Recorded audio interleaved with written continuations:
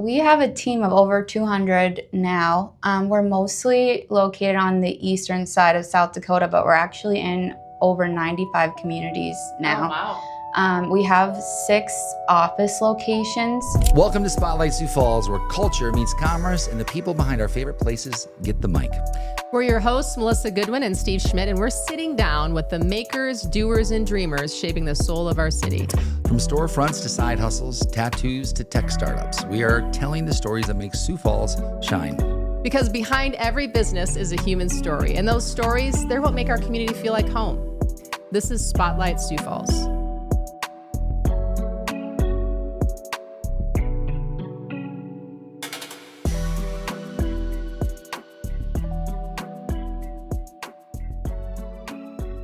On today's episode of Spotlight Sioux Falls, we are talking about something really important. If we're lucky, we will all age, and many of us are kind of caught in that sandwich generation where we are taking care of kids, maybe taking care of our parents, or maybe you're a caregiver. So you are definitely going to want to listen to today's episode with Gabrielle Hoing and Core Cares. Gabrielle is the owner and operator of Core Cares, and she's got some of her team members here with us today. So Gabrielle, maybe you want to introduce your team and tell us a little bit about what led you to create this really important company. Okay. I have Haley with me and Kara, who've been with me since the beginning of time. Haley is our HR operations director, and Kara is our manager of the Sioux Falls agency. From the beginning of time, you guys look pretty good. Yes. I know. All right. So what led you? So we actually knew each other from the Good Samaritan Society. I remember you were a mover and shaker then too. So tell us what happened to maybe inspire you to start this company. Well, yeah, what inspired me to start this company? So many things. I think there's been so many moments over time.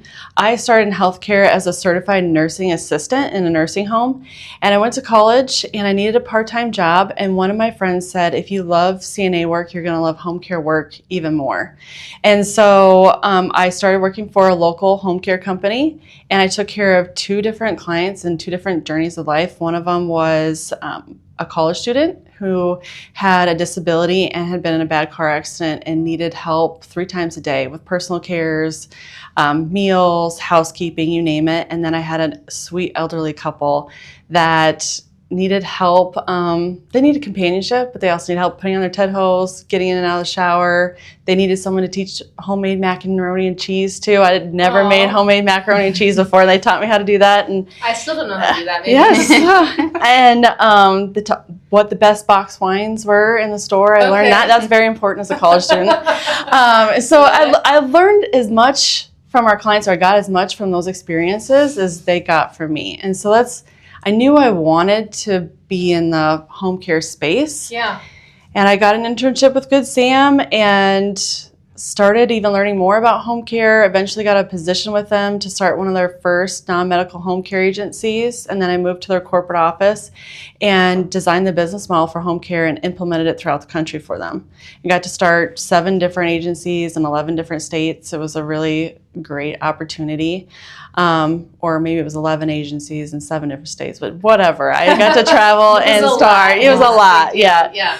And took a little break from home care. And I think sometimes when you take a break from things, you realize what you miss. And I worked for a very e-care for a short period of time. And one of my friends came to me and was like, what are you doing here? Like, you're passionate about home care. Your gifts and talents lie in home care. We should start our own home care business. And starting a business was scary for me because I had a steady job, I had a good job, I had children and a husband, a family to support, and starting a business could mean some financial, impacts to us and some unstable, work potentially. And so, but I took the leap of faith and started Core Cares in 2016. And it's been a great journey. It's been great getting to know all of the clients that we've been able to serve and employees. So you have been with Gabby since the start. Now tell us about what was your journey into home care? I can go first. So my journey into home care, actually, I didn't know what home care was. Like when I was 16, I became a certified nursing assistant, started working in nursing homes and hospitals, caring for elderly and the sick and disabled. And then once I got married is when I learned about home care. My father-in-law was a quadriplegic, and he had home care services, and he ended up moving in with us, and I took care of him around the clock and through a home care company. And once I could no longer do that anymore due to family commitments and stuff like that, I found Core Cares online, and they were new, and started as an admin here doing like scheduling and stuff like that. She was hired, we got our first client in March of 2016, and she was hired in November of 2016, right when I had my second child. Okay. So we knew we needed some additional support to run the business while I was on maternity leave, and Kara came in and helped us.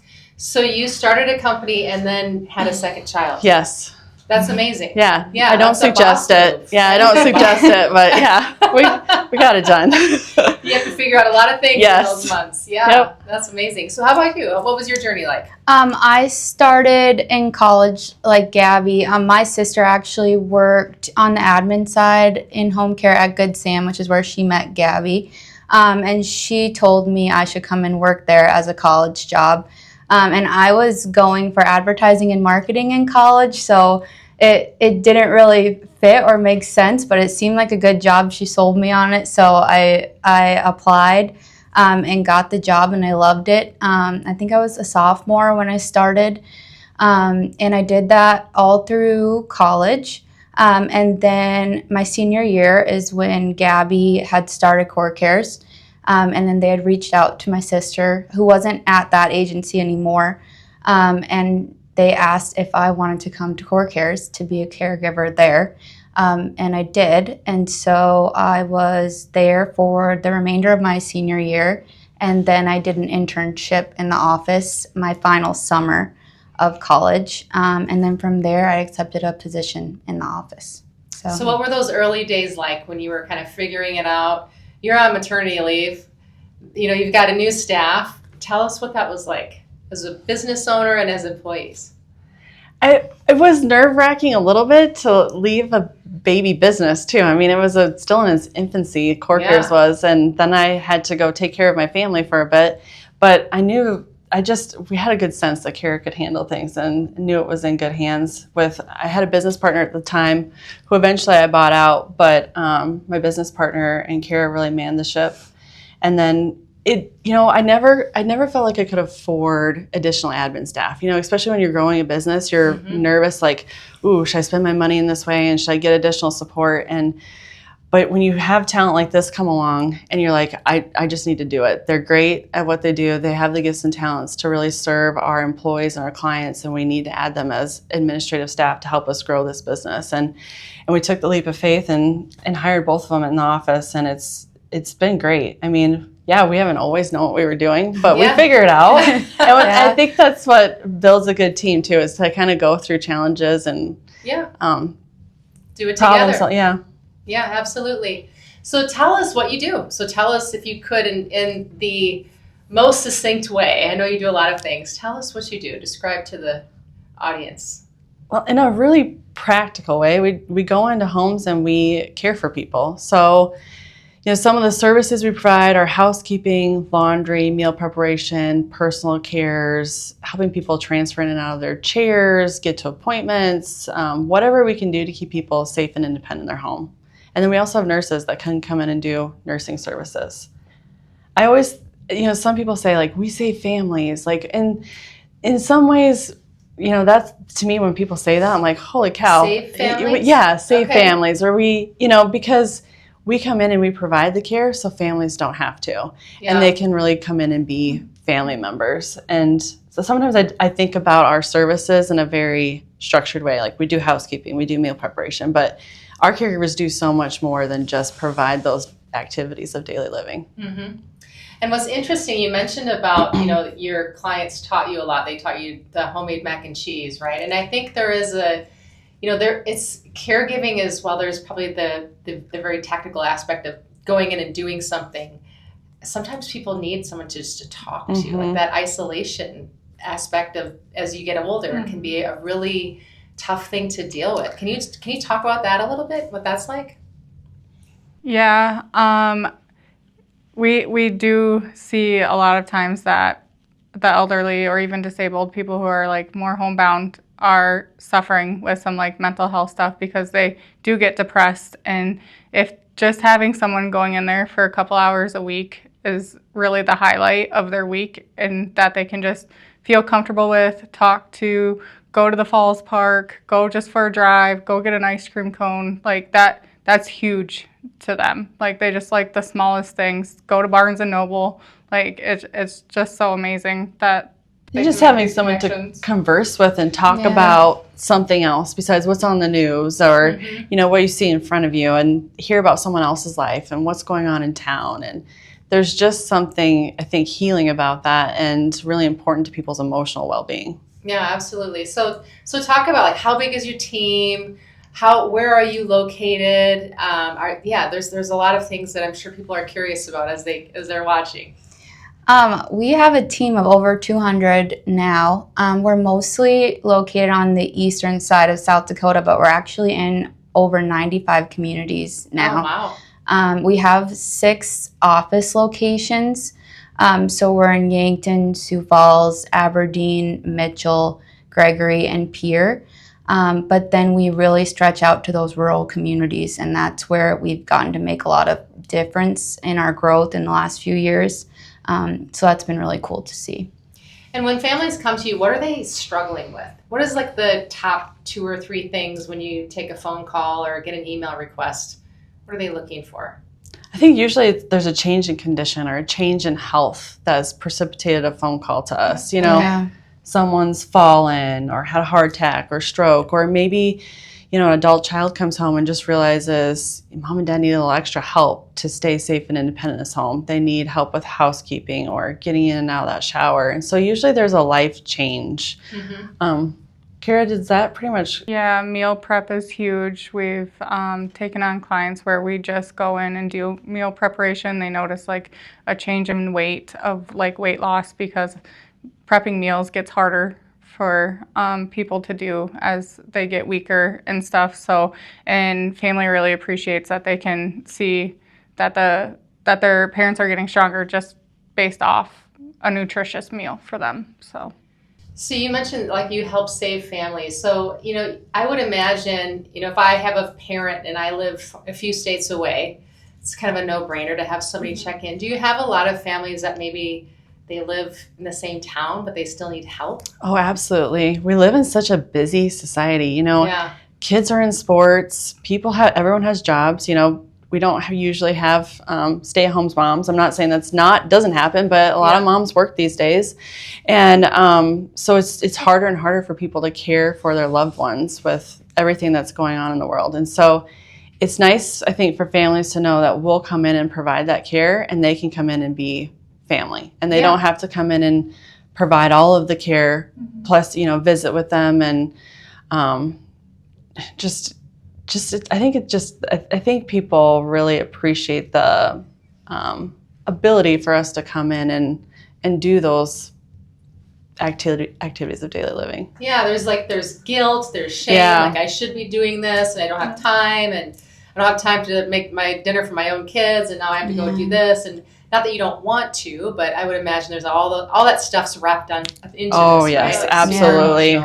Yeah, I bet you've heard and seen a few tears. Oh yeah, yeah. And during COVID, that's what hits me the most is during COVID, a lot of clients went home or not went home, but their adult children maybe came and lived with them because they could work from home, or they went and lived with their adult children. And so we had a little bit of a lull. And then things picked up and clients were calling us like, we need our caregiver back. Like, I cannot, I love my daughter, but I don't want her to give my showers anymore. Like, I want her to be my daughter and not my caretaker. Or I really just miss like having someone from the outside come in and just share their experiences with me and share their gifts and talents with me. And there was this loneliness and isolation. So that's, I think, one of the times we saw one of the most biggest impacts of our services, like kind of stopping and having family take over, and then us coming back in and Just people really kidding, you can have appreciating that. Yeah. Yeah, yes, exactly. That was fun for a couple months, but I don't want to do this long term. Now I really appreciate you, right? Yep. Tell us about your team and your culture. You have 200 people. It's a lot of people to stay connected and maintain a strong culture. How do you do that? Because that's not something they necessarily teach you in a text. I mean, I guess there's a couple of textbooks about that, but you know, easier read than done, maybe. Yeah. And our team is so spread out, and they're going from their homes to clients' homes. Okay. So it's very hard for us to connect. But that's one of the things that we think makes us different is our ability to really support our team. We're very intentional about having all staff meetings and trying to get the team together so they can connect with one another. We provide a lot of additional training that other agencies don't do. It's always shocking, I think, to people to know that in the state of South Dakota, to be a caregiver, you don't have to be CPR certified, but we offer that training. You don't have to have dementia training, but we offer TIPA SNO training. So I think that some support and training is a huge element, but also knowing they can get a hold of me or Haley or Kara if there's any issues. You know, we're readily available. So tell me about the trainings that you have. Like, what do you, if I were to call you and what would I know that you were trained in? So I think what's really unique is we do like more of the tactical training, like the hands-on training and the skills that we provide. But then we also do more of the unique training, like the culture stuff. We had some recent ones where we touch on like vulnerability and just learning how to better yourself so that you can take care of your clients. And then they do online training throughout the year. They do annual stuff. They have dementia training like Gabby mentioned too. So there's the things that you need to do for your job, but then there's the things that you don't realize that you need to do for yourself as well. Tell me about a story of a client. Maybe you don't obviously want to give away any personal information, but maybe something that has like been a highlight for you since you've worked at Core Cares. Do you have any stories that you'd be willing to share? Funny, heartwarming, whatever that may be.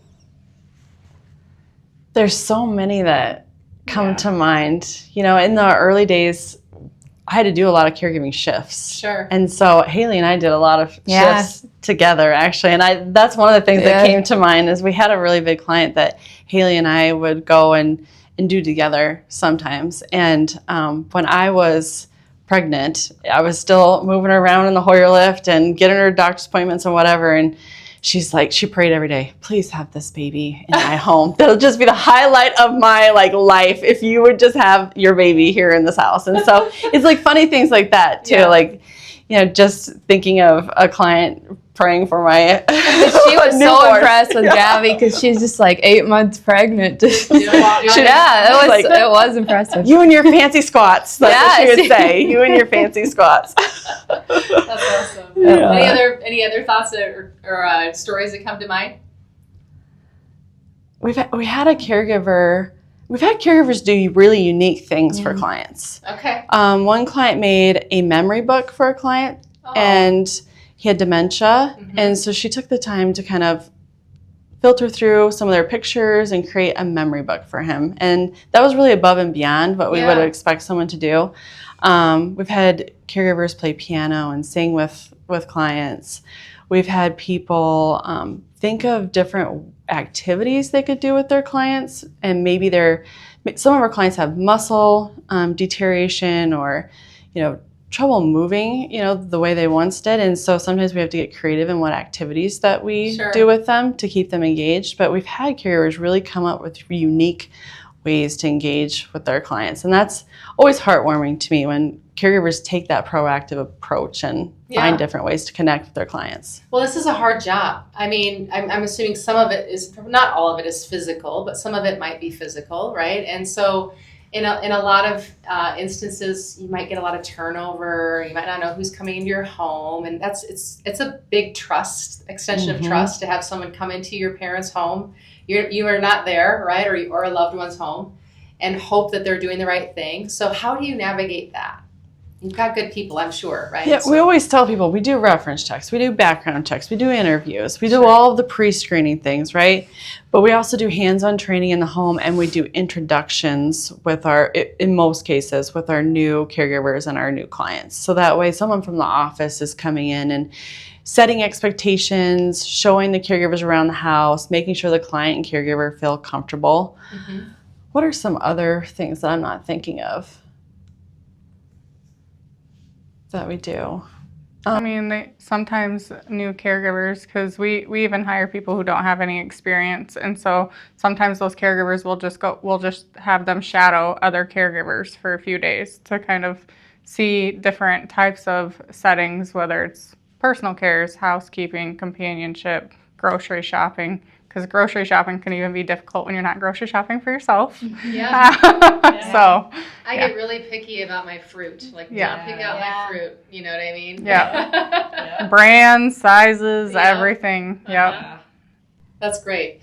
And I think it's one of those things where, I know you guys are kind of set yourself apart because it is scary if you hire someone to watch over a loved one. You want to make sure they're going to be trustworthy, that they're going to care for them like you would, right? If you were available. So that's a really hard thing to navigate for a lot of people, I would imagine. Yeah, we also sit down with the family if they want to be involved and the client and develop the care plan. Okay. How do you like things done? Okay.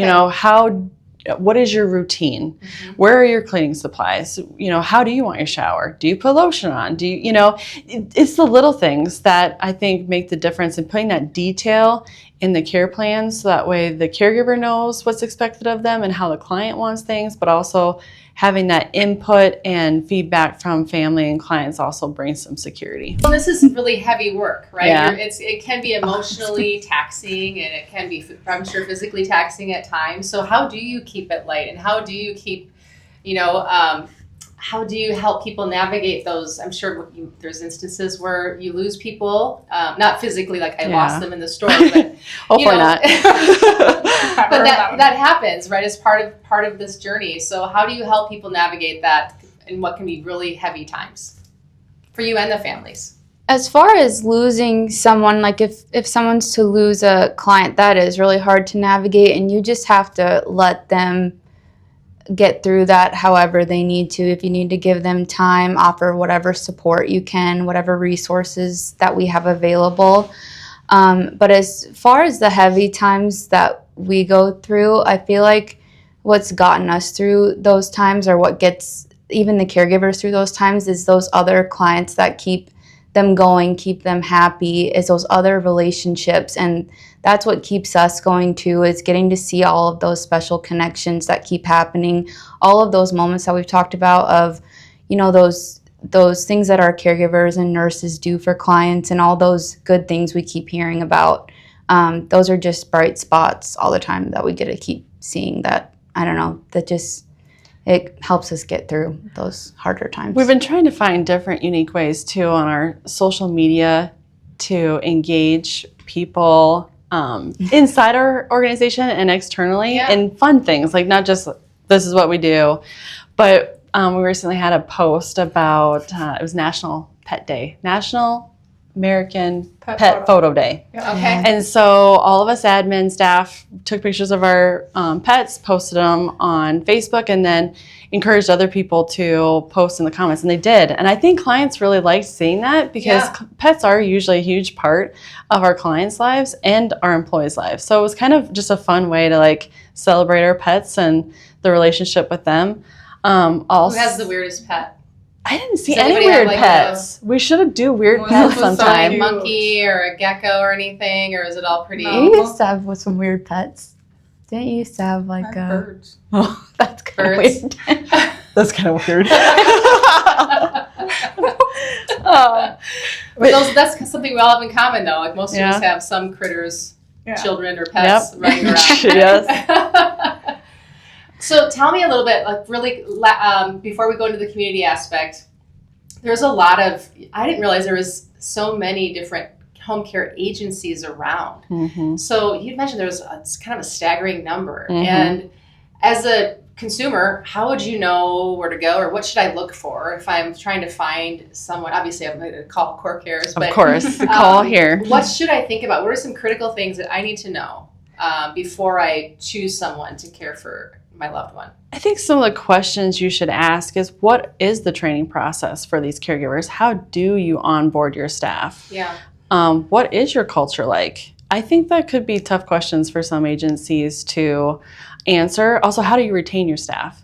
Some of the corners that are cut in this industry are with benefits and with training, because we run on tight margins. And so one of the ways we retain our staff is we offer 401k, and we pay for a good portion of our employees' health insurance. We offer PTO, and it may sound like, oh, those are standard things every company should offer, and they should, but not every home care agency offers because of our tight margins. So I think some of those things, but also like, who started the company and why did they start it? You know, who's behind this, and what is the office staff's experience in home care? Mm-hmm. And what makes them passionate about home care? I think those would be really unique questions that a lot of home care agencies don't always get on the phone, but should be able to answer. You shouldn't be able to just, obviously we can all answer what services we provide, but what makes us tick? What makes us passionate about what we do? Well, and what's interesting about you, so you grew up on a farm, is that right? Yep. Yeah. And you also have a racing team? Is it yeah, we could call it a racing team, sure. Yes, my husband races stock cars, so on a circle dirt track, if you're familiar with that. Okay. And then so do his brothers. Yep. So that's kind of how the Hoing racing team started. Okay. Him and his brothers started racing, and then my kids have started racing go-karts as well. Okay. Yes. Go-karts are good so far. Do you have any heartburn? Oh, heartburn every single time they go around the track. Yes. I never worried about my husband racing. Never. I don't know why. He seems mature enough to handle a car. I don't know. I didn't seem to know what he was doing, but you put children in a moving vehicle, and they're 8 and 11, and it's just, they're not going that fast, but still. I did say in one of I tape all the races, and I Facebook Live them, and I said in one of my live videos, I'm like, if you want to, take a few years off your life, just put your children in a go-kart and watch them go around a track, because it is a little, gives me a few heart palpitations, but they have so much fun, and it's so fun to watch them learn and evolve and improve their skills. So, I guess we do have a little bit of a Hoing racing team. I love it. Well, and I mentioned that because you'd mentioned, why would you start this company? And I think there's a lot of people that maybe come from out of state, or they come from a large organization, or maybe some investors get together and decide they're going to start a home care agency, right? You are homegrown. You are from here, and you serve the communities around here. So tell me about why that's important. It's, home is not just the physical space that you occupy. It's also your community. Mm-hmm. And we want to be able to provide cares in people's local community. We want to keep them where they're, comfortable, and where they've made memories, and where they've raised their children. But we also want to be a part of those communities, because we know that's a huge part of who they are. And so it was really important to me when we started this company that I didn't get involved with a corporation or a franchise, because I wanted to keep our dollars in-house and be able to support local community efforts, and be able to, give money to the local chamber to put on events for the community, and be able to sponsor the local soccer team if we wanted to, and really give back and be part of the communities that we serve. Yeah, that's great. And, I bet people probably that don't know you assume you might be a franchise or something, because you are in these other communities. So it's probably important for them to know that it is grown here locally in South Dakota, which is cool. And what other communities do you serve again? You mentioned a few of them earlier. So many. Are you in Iowa or Minnesota yet? No. Not yet. Okay. Yes. Everyone always asks, am I going to venture outside of South Dakota? I know. Yeah. I love South Dakota. It's a really business-friendly state, and we just understand the culture and the dynamics in South Dakota. Once you get to want to grow. I know. Iowa, I don't know. They're kind of weird. I don't want to say. I don't say we won't venture that direction, but we're really focused on making sure we do a great job in South Dakota at this point in time. So my last question for you, because you're young and you started this young, you were having children. What gave you the guts to do all of this? I Is have it from your no farm idea. background? Is it just because you're like a go-getter anyway? You know, when I think about, what gave me the guts to do this, I luckily had a business partner at the time that was really pushed me out of my comfort zone to start this business. And once I decided that we were going to do this, I was just 100%, and I was in it, and I was like, we are going to make this successful. There's no other goal, or there's just no other way. It will be a success, and we will do a great job. And I think as we get bigger, and as our team grows, I always want to keep in forefront, like, how do we make sure we maintain quality? Even though we're growing and we're serving a lot of different communities, how do we maintain quality of care and ensure we're doing a great job? And that's always been important to me, and make sure that we're building our team, that we're giving back to our communities, and even though we've grown to a team of 200. So That's amazing. It's so cool. So what advice would you have for a business owner? What are some things that you definitely need to think about and have in order early on to do well? I see you smiling. I saw that. I just find some good team members. Yeah, that's good. It's a lot more fun to grow a business with people. Yeah. I'm glad I didn't do this by myself, that I had Haley and Kira to go through some of the challenges that we've been through, and some of the experiences, and also be able to celebrate some of the good times. And it's great to know that, I can go on vacation and these two have it handled. Or not just these two. We have a team of 20 administrative staff, honestly, that are really, really good. And I know the whole team has it handled. It's not just the three of us. Yeah. So I think finding a good team, and I guess this is probably bad business advice, but don't worry too much about the finances. Like, it'll come. It was always a concern of ours, and I always wanted to make sure that we were financially stable. That was always important to me, but sometimes you have to take leaps of faith, even when you don't quite have all the funds. Yeah. And to be able to keep growing and invest in your team and invest in great talent. And so just go with your gut and move forward. And Haley and I said it the other day, just do the best you can. Like, do the next right thing. Do the next right thing. Yeah, that's what we said. I love it. I love it. So for those that maybe at the end here that want to call you, how do they get a hold of you? Where do they find you? What communities are you in? Can you give us kind of a quick rundown on all of that? I'm assuming you have a website. Yeah, we have a website. You can go to corecares.com, and that's core with a K. Yeah. Obviously. Or you can call our Sioux Falls office. That's the number I know off the top of my heart, because that's where we started. But 605-275-2344.